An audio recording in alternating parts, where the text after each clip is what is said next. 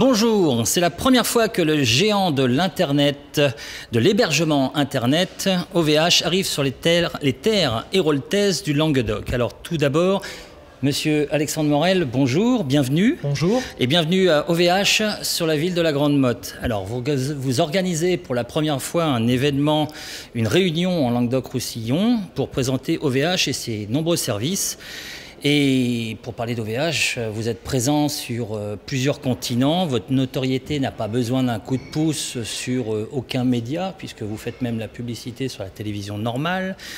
Réputation en tout cas, vous avez une réputation, et cependant votre venue m'a interpellé. Alors, y a-t-il une création future d'un futur data center en Languedoc-Roussillon pour que OVH se pointe comme ça sur la Grande Motte? Comptez-vous investir dans notre région ou alors est-ce une façon de vous rapprocher des clients? La première des choses, c'est d'être proche des clients. D'accord. On a un vrai souhait mondialement dans l'ensemble des pays où on est présent. Alors, nos clients viennent de 170 pays. Oui. Notre présence géographique, effectivement, elle a lieu dans 16 pays. Et on souhaite effectivement multiplier les points de rencontre parce qu'on est une société virtuelle, on fait du e-commerce. Malgré tout, derrière, il y a une vraie industrie, un vrai produit livré et au-delà de ça, un vrai besoin de garder un contact, de renforcer un contact avec tous ceux qui, un peu partout, utilisent nos solutions. Donc ça, c'est la première raison. D'accord. Les gens ne savent pas ce que c'est qu'OVH. Que veut dire OVH, les trois lettres? Alors, OVH, historiquement, il y a plusieurs, non pas hypothèses, mais en tout cas plusieurs interprétations. La plus connue, c'est « on vous héberge », tout simplement. Ah d'accord. Tout simplement. Je ne le savais pas. À l'origine, oui. Je pensais que le V était celui le O de Octave. Oui, il y a plusieurs acronymes, mais celui qui... Octave, le patron de... Voilà, Octave Klaba, tout à fait. Klaba, voilà, c'est ça. Le fondateur et actuellement chairman. D'accord. Alors, OVH, c'est beaucoup de gens, combien de personnes? Alors aujourd'hui, on se rapproche tout doucement des 1000 collaborateurs, mondialement, avec une croissance qui va continuer de s'accélérer, encore près de 300 embauches cette année, en France et aussi à l'international. D'accord, alors j'ai entendu dire aussi que vous aviez plusieurs corps de métier, à savoir même des maçons, des électriciens OVH, des maçons OVH, des plombiers OVH. Et je me suis dit, mais vous faites tout, ça veut dire qu'en fin de compte, vous fabriquez aussi vos bâtiments, vous fabriquez vos serveurs, de A jusqu'à Z, vous achetez pas des solutions, vous les fabriquez entièrement. Donc, est-ce que c'est de la parano de ma part, mais est-ce que c'est une façon de privilégier la sécurité au maximum pour avoir autant de corps de métier, pour pouvoir être, je dirais, avoir un maçon certifié OVH ou un plombier OVH? Alors, déjà, revenons à notre métier. Notre premier métier à nous, c'est de proposer de l'infrastructure et des ressources informatiques en ligne as a service sur Internet. D'accord. Donc, de la téléphonie, de la DSL, ça c'est une partie de notre métier. On propose également tous les services en ligne autour du web, c'est-à-dire tout ce qui permet d'héberger un site internet. Les noms de domaine. Les noms de domaine, de l'espace d'hébergement pour les pages web des particuliers ou des entreprises. On est présent également sur l'infrastructure, des serveurs dédiés, de la location de machines, de stockage et aussi plus récemment sur cette partie cloud computing qui est également de la ressource informatique à la demande. Donc notre métier, c'est de proposer ces infrastructures et ces solutions as a service. D'accord. Vous êtes premier hébergeur de France? On est le premier en France, on est le premier en Europe. D'accord. On est le 3e mondial. Ça représente pas loin de aujourd'hui 20 millions d'applications hébergées. Donc énormément de sites internet, d'applications, de services en ligne que vous et moi pouvons utiliser tous les jours, réalisés par nos clients et qui les installent sur nos infrastructures. Vous parliez tout à l'heure de tous les corps de métier. Oui. Je reviens juste là-dessus. Effectivement, historiquement, on est une société qui recherche l'innovation partout où elle se trouve.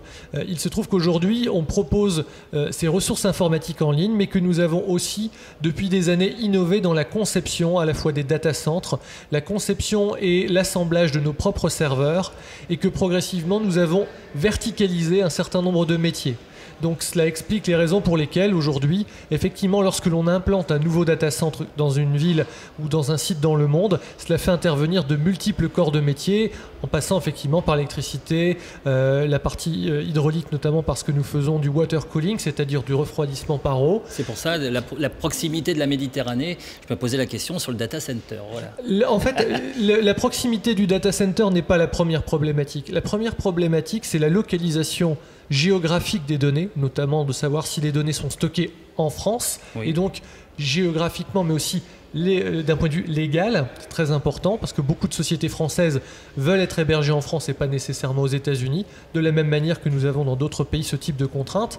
La distance, quant à elle, n'est pas forcément un problème puisque nous avons un réseau extrêmement puissant qui permet, même si nos data centers sont plutôt sur le nord de la France, de proposer un service extrêmement rapide sur l'ensemble du territoire national. Oui. Quel est le profil général des personnes présentes, des curieux, des clients, des férus du web, membres de la French Tech, des membres du logiciel libre. J'ai vu un peu de tout, mais on n'a pas affaire à des néophytes, car au vu des explications, ça reste quand même assez technique, non ? Alors, effectivement, on a un grand panel de clients. Aujourd'hui, on a près d'une trentaine de clients types qui sont des clients d'OVH, depuis le particulier au grand groupe international. Donc, effectivement, dans une journée comme celle-ci, l'objectif est de pouvoir répondre à de nombreuses attentes. Bien évidemment, il y a des technophiles, il y a des techniciens, il y a des responsables informatiques. On retrouve des personnes qui ont différents rôles, des gens qui revendent nos produits, donc plutôt des partenaires. On a des éditeurs de logiciels. Donc, c'est relativement vaste, des associations, des passionnés. J'ai vu tout à l'heure une association qui était simplement une communauté de jeux en ligne qui était venue également et qui utilise nos infrastructures. Alors, vous avez cité aussi le nom de Octave Klaba, le fondateur, qui en fin de compte a quitté ses fonctions dernièrement pour revenir à ses premiers amours, la recherche et le développement. Alors que ça me fait penser effectivement, quand quelqu'un redevient CTO, donc c'est Chief Technical Officer, c'est ça, voilà, un peu comme Steve Jobs de Apple qui a quitté la direction et qui s'est orienté vers la recherche et le développement en laissant sa place à un CEO, un Chief Executive Officer. Est-ce que c'est une façon de comprendre que OVH grandit et devient un peu mature avec des nouvelles techniques en préparation sur la recherche et le développement? Voilà, qu'est-ce qui se passe chez OVH pour que Octave laisse sa place et... Alors, on est dans un fonctionnement normal. Il n'y a pas de changement radical. C'est une continuité, c'est une nouvelle étape. Maturité, croissance, aussi un souhait personnel. Je pense que c'est quelque chose qui est important. Je pense que au contraire, c'est un exemple à la fois en matière de plus en plus de créateurs d'entreprises, d'esprits qui ont conçu et qui ont créé l'ADN de sociétés technologiques, ont également à la fois cette prise de conscience, aussi cette reconnaissance qu'à un moment donné, ils souhaitent revenir à leur passion initiale, apporter le plus d'énergie dans l'endroit ou dans la partie de leur entreprise où ils ont le plus de valeur ajoutée. Aujourd'hui, c'est vrai qu'arrivé à une certaine taille, avoir un binôme, un tandem tel qu'il est réalisé aujourd'hui par Laurent Allard, notre CIO, et Octave Klaba, notre CTO, et c'est quelque chose d'extrêmement puissant. Bien évidemment, Octave Klaba reste le chairman, c'est-à-dire qu'il reste le fondateur, mais également l'actionnaire principal du groupe. Il y avait aussi son papa. La famille Klaba reste l'actionnaire du groupe. Voilà, c'est ça. Tout à fait. Il n'y a pas de changement dans ce mode de fonctionnement, et à la fois de la propriété du groupe et de la gouvernance, par contre, qui elle évolue de manière à nous permettre d'organiser différemment les choses. Alors c'est vrai que le web évolue. On n'est plus sur le web des années 2000, on arrive sur le mobile et des objets connectés. Alors comment pensez-vous les objets connectés? La créativité par rapport au marketing chez OVH, si on se rappelle bien, le Web 1 c'était la communication, le Web 2 c'est le social. Là, on arrive un petit peu dans le Web 3 avec les objets connectés. C'est un véritable challenge. C'est un challenge pour plein d'entreprises. C'est une opportunité incroyable. On a vu aujourd'hui beaucoup encore de startups qui se lancent dans ce nouvel Eldorado quelque part, puisque jusqu'à présent, toutes les révolutions informatiques de l'Internet consistaient à apporter des nouveaux outils au sein des entreprises pour pouvoir travailler mieux, plus efficacement, de manière plus collaborative. Les réseaux sociaux ont apporté aussi toute une nouvelle forme de gestion de la relation, notamment aux clients, mais aussi aux autres.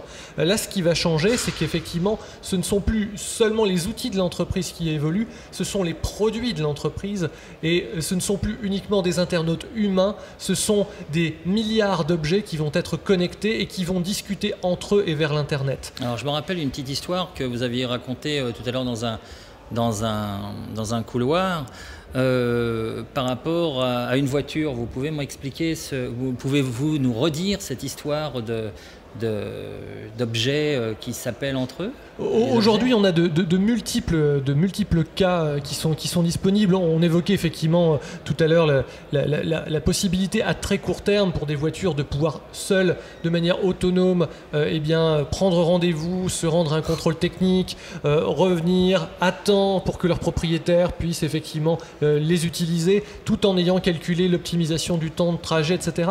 Tout ça, ce sont des éléments aujourd'hui techniquement possibles. Chacun des éléments séparés, des voitures capables de faire des trajets seuls, des systèmes qui permettent de réserver en ligne, des moyens de paiement qui peuvent être utilisés par des objets, tous ces outils existent. C'est aujourd'hui ce qui va être extrêmement intéressant et en même temps ce qui fait le plus défaut, c'est uniquement la créativité, puisque quelque part, aujourd'hui, n'importe quel objet, des plus communs aux plus extrêmement rares, vont pouvoir devenir connectés. On évoquait tout à l'heure, juste en face de nous, on est face à une très jolie terrasse, un pot de fleurs, celui qui est derrière nous par exemple, et de pouvoir se dire effectivement en quoi cet objet connecté à Internet, équipé de capteurs, rendu plus intelligent, va pouvoir effectivement rendre des services que le produit traditionnel ne permettait pas, ce qui augure en tout cas de grands changements et de gros bouleversements sur n'importe quel business. Est-ce aussi une façon de surveiller les gens? Ça pourrait. Parce que la quantité effectivement des échanges, des informations, va aussi nécessiter une nouvelle vision à la fois des données, de l'éthique. Aujourd'hui, la relation entre l'entreprise et le consommateur, pour parler d'abord de celle-là, se fait au travers d'un ordinateur, d'une tablette, d'un smartphone, d'un PC. Évidemment, si on bascule au travers d'autres objets qui sont chez vous, une balance, typiquement une montre, ou d'autres objets qui vont vous accompagner partout au quotidien, eh bien, le nombre de points de mesure, de suivi dont bénéficieront les entreprises pour analyser votre comportement va être démultiplié. Ça nécessite une réflexion, ça nécessite aussi, je pense, beaucoup de sérieux dans le traitement et l'analyse de ces données. Qui sera propriétaire des données pour ne pas devenir le futur Skynet? Si ça vous rappelle... Ça rappelle certains souvenirs. Le Skynet étant la grosse machine derrière Terminator. Voilà, hein, c'est bien ça. Voilà, alors un peu comme les... J'adore ce genre de film. Donc un peu comme les CMS Day, le Joomla Day, vous êtes en train de pérenniser l'OVH Day en France depuis quelques années avec votre journée OVH. Voilà, donc vous aviez du beau monde pour votre session plénière qui vous accompagnait sur scène, à savoir Intel, Microsoft, VMware et bien d'autres. Alors, sur ces genres d'événements, combien d'événements à ce jour derrière vous et combien d'autres en préparation? Alors l'année dernière, nous avons réalisé un premier World Tour qui a représenté une vingtaine de dates dans différents pays. Il y avait 8 dates en France et puis un certain nombre de dates à l'étranger dans les différentes filiales. Cette année, c'est une tournée d'environ 30 dates qui était montée. C'est un événement qu'on souhaite pérenniser, multiplier et compléter par d'autres événements de type formation ciblée, de type déjeuner, de type soirée, qu'ils aient lieu dans les villes où nous avons actuellement déjà des bureaux, c'est-à-dire aujourd'hui dans les 16 pays où nous sommes présents. En France, on a des bureaux dans de nombreuses villes, notamment à Lille, à Rennes, on est présent à Brest, on est présent aussi à Lyon. Pas encore à Montpellier. J'attendais la question. C'était tellement facile. C'est évident. Actuellement, on a un principe qui est simple. Ce qui nous intéresse aujourd'hui, on a un besoin fort de recrutement. Donc on recherche des talents. L'objectif pour nous n'est pas forcément de faire en sorte que tous les talents décident de venir s'implanter sur des villes où nous sommes présents. Nous, ce qu'on a proposé, et ça a été le cas notamment à Brest, ça a été le cas notamment à Rennes, c'est que lorsqu'on a ressenti qu'un vivier de talents se manifestait et souhaitait monter ce que nous appelons une OVH City, on les a accompagnés. Alors, peut-être qu'un jour, dans cette région, nous en trouverons également. Est-ce que vous avez déjà ressenti ce genre de choses par rapport au nombre de personnes et aux personnes présentes ici? Parce que effectivement, Montpellier n'est pas en reste, les autres villes non plus à côté, mais c'est vrai que pour plusieurs événements, il y a un joli vivier avec beaucoup de développeurs et beaucoup de gens impliqués dans tout ce qui est French Tech, etc. en Languedoc. Donc peut-être que vous allez vous implanter prochainement en Languedoc. En tout cas, quand est-ce que vous allez revenir? Est-ce que vous allez revenir régulièrement en Languedoc-Roussillon? Alors déjà, une chose qui est certaine, c'est que nous souhaitons que tous les événements qu'on met en place, on ait une régularité dans la présence. C'est important de pouvoir venir un an plus tard pour nous et de faire de manière transparente le différentiel. Quand on s'est engagé comme aujourd'hui à annoncer des évolutions, des résultats, des nouveaux services, ce qui compte pour nous, c'est de pouvoir revenir et expliquer, on l'a fait, on a encore fait bouger les lignes, on s'était dit qu'on allait proposer tel ou tel nouveau service, il en est là. Ce matin, vous avez pu voir qu'on a fait des séances de questions en live, sans filet. On est dans une logique de transparence et d'engagement. C'est vraiment dans l'ADN de notre entreprise. Donc revenir, c'est très important. Ensuite, être présent, ça peut se manifester de différentes façons. Ça peut dire effectivement travailler avec l'écosystème local. Nous sommes l'un des porte-paroles et l'un des porte-drapeaux de la French Tech en région Nord. On essaie de s'y impliquer aussi autour de Lyon. Vous avez une belle terre de French Tech où on souhaite également travailler avec les startups, peut-être demain avec les incubateurs, comme on a pu le faire dans d'autres régions.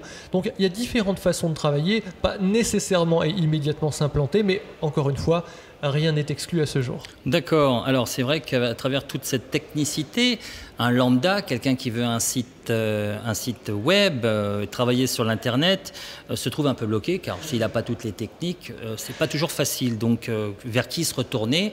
Est-ce que vous avez des partenaires spécifiques avec qui vous travaillez quand les gens peut-être, vous recevez des appels, peut-être des gens qui disent j'aimerais avoir un site web ou quelque chose comme ça. Est-ce que vous les dirigez vers des gens avec qui vous avez l'habitude de travailler? Est-ce qu'il y a des partenariats qui se font avec votre société? Alors, au niveau du fonctionnement actuel, nous sommes une société qui, historiquement, compte tenu à la fois du rapport qualité-prix qu'on a toujours voulu le plus pertinent possible, a développé involontairement au départ et ensuite de manière beaucoup plus consciente un énorme réseau de revendeurs, de partenaires à valeur ajoutée qui proposent de l'intégration, de l'installation, de la maintenance de nos solutions. Aujourd'hui, on l'a officialisé, on est en train de le structurer et au moment où on se parle, on a déjà plus de 2000 partenaires, une très grande partie en France, qui localement utilisent nos ressources, les installent, les déploient, typiquement des personnes qui vont aller dans les entreprises installer des lignes ADSL, qui vont aller installer la téléphonie, des entreprises qui vont développer des sites internet et les installer sur nos infrastructures. Et donc l'objectif, c'est tout cet écosystème, on souhaite continuer à l'enrichir, le développer, pour que toute société qui a besoin d'accompagnement puisse non seulement trouver la matière première du digital chez nous, puisque c'est vraiment comme ça qu'on se définit, et que quelque part, derrière, elle est tout l'écosystème des personnes qui ont la compétence pour déployer ce digital, pour former sur ce digital et conseiller sur ce digital installé dans les entreprises et chez le particulier. D'accord. Alors, pour terminer, un scoop, sur quoi travaille Octave, sur une nouveauté? Y a-t-il une pépite que vous pouvez nous lancer à nos auditeurs sur le futur OVH de demain? On poursuit de toute manière les changements d'organisation qu'on a évoqués tout à l'heure nous permettent déjà de renforcer, le fait déjà. Alors attention, Octave n'est pas le seul renfort, mais on travaille énormément à reconstituer et à accélérer des équipes et des task force extrêmement puissantes dans un esprit de start-up pour pouvoir mener de front de nombreuses R&D et poursuivre l'innovation qui est vraiment dans l'ADN de notre entreprise. Innover sur tous ces sujets multiples, sur de multiples territoires et répondre aux besoins de nos clients, c'est quelque chose d'important. Alors évidemment, lors du dernier Summit, il y avait la keynote qui était un temps fort, comme dans beaucoup de sociétés IT à envergure internationale. Octave a évoqué plus d'une vingtaine de nouveautés technologiques sur lesquelles nous allions travailler cette année. Il y en a certaines qui sont déjà disponibles, d'autres sont en cours. On a parlé d'une box pour les entreprises qui pourrait demain être par exemple un pivot pour la connexion vers les objets connectés, mais également être un pont entre l'entreprise et, on en parlait ce matin, le backup des données, la reprise d'activité. Elle viendrait à remplacer la box d'un opérateur historique? L'une ou d'autres, de toute façon, il existe le but n'est pas de se positionner sur le marché des box de particuliers, ce n'est clairement pas notre souhait. On n'est pas actuellement en recherche d'un bouquet, notamment de chaînes, qui nous permettrait de proposer ce genre de choses. On se positionne là où on a déjà beaucoup de clients qui nous font confiance et qui cherchent encore une fois un guichet unique. Un seul prestataire qui leur fournisse leur ADSL, leur Internet, leur cloud computing, leur site web, tous les éléments nécessaires aujourd'hui et aussi les licences de leur logiciel. C'est quelque chose qui est très important pour nous. Donc demain, ce qui nous intéresse chez les pros, c'est plutôt de développer des solutions à haute disponibilité, avec des doubles liens ADSL, des éléments qui apportent vraiment une valeur sur les enjeux d'une PME aujourd'hui. Thierry Jarkowski de TV Languedoc, une question qui me gêne à chaque fois quand on appelle des supports, peut-être pas spécialement le vôtre, on a affaire à des gens qui, des fois, parlent mal le français ou techniquement sont, je dirais, comme l'opérateur Orange, on nous envoie un petit peu, on attend un petit peu, je dirais, des réponses et on a quelques, je dirais, difficultés à se faire comprendre. Alors, est-ce que vous pouvez vraiment certifier que les personnes au support sont vraiment techniciens, comprennent vraiment nos questions, à l'inverse d'autres supports en France où on est déporté sur des régions où on nous fait attendre? Les supports travaillent main dans la main avec les équipes techniques, les admins 6, donc travaillent ensemble sur des pôles. En termes de compétences, tout le monde passe par l'école OVH. Les profs de l'école OVH, les formateurs, ce sont les admins 6, des experts internes. Ils ont des cours, ils ont des évaluations, et personne ne rentre au support si la personne n'a pas suivi et a eu à passer les examens. Au vu de toutes ces nouveautés, est-ce que vous êtes en train de suivre un petit peu la voie ouverte par le patron de Free, Xavier Niel, avec son école du web, à savoir, est-ce que c'est le but d'avoir une école et un environnement pensé OVH? Alors, on n'est pas dans la copie, mais il est évident qu'on est toujours, on regarde les succès, et en particulier quand les succès sont des succès français, donc on regarde bien sûr ce qui se fait ailleurs. De notre côté, on a réfléchi à différents concepts, notamment effectivement en matière de formation. On a souhaité monter notre propre training center. C'est ça. Il est ouvert depuis septembre dernier. Il y a déjà plusieurs dizaines, on a franchi déjà depuis un moment la centaine de collaborateurs formés. L'objectif c'est quoi? C'est de pouvoir à différents niveaux intégrer des collaborateurs et de pouvoir accélérer la recherche et aussi la montée en compétences de collaborateurs pour tous nos corps de métier, que ce soit le support technique, des ingénieurs, des développeurs. Aujourd'hui, on est une société qui a énormément besoin de talents techniques, de talents sur différents sujets. Et on parlait tout à l'heure de l'amélioration permanente de notre service client. Ça nécessite des compétences fortes puisqu'on a besoin de personnes qui sont à la fois à l'écoute, mais aussi très techniques. Voilà, c'est ça. Contrairement à effectivement certains opérateurs qui délocalisent dans certains pays et que malheureusement on trouve des gens non techniques qui nous font répéter 3 fois la chose et dans un français qui est un petit peu léger. Donc c'est pour ça que quand je vous parlais d'école, vous formez vos propres techniciens, vous formez votre propre système de réponse aux clients, c'est bien ça, hein? Tout à fait, voilà. Tout à fait. Toute la partie service client aujourd'hui est alimentée pratiquement en continu maintenant par notre école qui fournit effectivement un complément de formation et d'adaptation de nos produits pour que à la sortie de l'école, les équipes soient immédiatement opérationnelles et en connaissance de nos exigences. Ouais, c'est quand même le plus important. En tout cas, Alexandre Morel, nous vous remercions d'avoir bien voulu, entre deux avions, nous donner cette interview pour montrer un petit peu que OVH était présent en Languedoc-Roussillon et que c'était la première fois et